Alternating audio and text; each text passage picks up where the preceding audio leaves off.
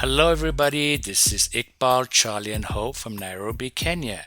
Today, we'd like to show you a coffee farm and how coffee is made. Enjoy.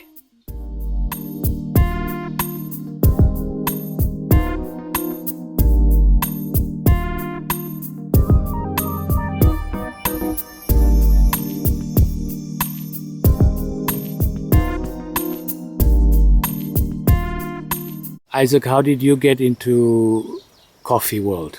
I came into the coffee world through my father. He's a coffee farmer, Okay. and he started coffee farming for us.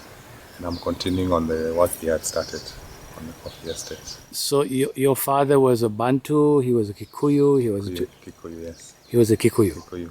And Kikuyus love land. Kikuyus love land, they love coffee, they love farming. But didn't this belong to the British somewhere along the Yeah, this belonged to actually the people who planted coffee here first were the Greeks. Greeks? Greeks settlers there. Okay. So the Greeks took over and then you came Yes, and that's after Mzee Kenyatta. after Mzee. Is there a healing property to coffee? It has a bit of healing property in it in the coffee. What? It has a lot of oils and minerals in it. And those are good for the body. Okay. It also makes you very active and hyper. It makes you very attentive to what you're doing. So it helps you to stay awake as well and to become active. That's why the Europeans like it. That's why the Europeans like it. And the Africans are now getting the taste, so they've always had the taste. We've in Kenya not as much, but now it's picking up as well in the local consumption. It's getting drunk quite a bit. Good golly, look at those wonderful green coffee beans. Yeah, so we'll show you the green berry on the tree before it gets to ripen, and it looks like this. The green berry now stays on the tree for about 9 months.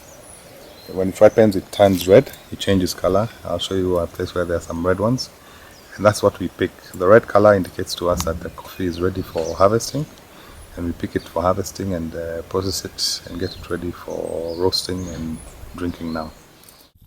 Cool, we're learning so much, and I didn't even know that the coffee bean turned from green to red. Now it's red berries ready to go. And they pick the red berries and then we use those. We now process those on the pulping station and on the drying beds, and we get them drying for about a month or two. If the weather is good, maybe a month. If not too good, 2 months. And after they're dried, we now have them ready for roasting on the coffee roaster. so it's a long process. Parchment coffee. So this is coffee we picked from the farm, and after drying it, it looks like this. Okay. We now remove the top husk, which is the whitish husk. Now the green coffee. This green coffee now is ready for roasting. We now put it on the roast and roast it. It turns to this. Now this is what is the roasted coffee, ready for drinking. This now we'll crush it in a blender or a small coffee mill, and we now put it in water and mix this in water and add sweeteners and sugar and milk to it, and we drink it. How does one know it's good coffee from bad coffee? We look at the size of the bean, what the bean looks like. Okay. So the size of the bean tells us that the coffee is nice and fat or healthy coffee from the farm. Okay. And once we roast it, it has a very good smell. The smell also tells you that it's a good quality coffee, and the taste is the final indicator of the quality. The coffee grows mostly around the equator. Why the equator? Is it because it's so much sun? It's the sun and also the altitude around the equator. So it helps it in growing, and the rain patterns are good, and the sun as well, because coffee needs a bit of sun to grow. It's not too cold, like in the north or the south. So around the equator it's nice and warm. Any country that's around the equator is able to grow coffee.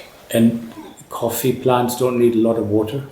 They don't need as much water. No, coffee plants are not very dependent on water. So mostly we'll do rain. When it's a bit dry, we'll do some irrigation on the farm. But the rains mostly are sufficient enough to keep the coffee going for the whole year. Thank you.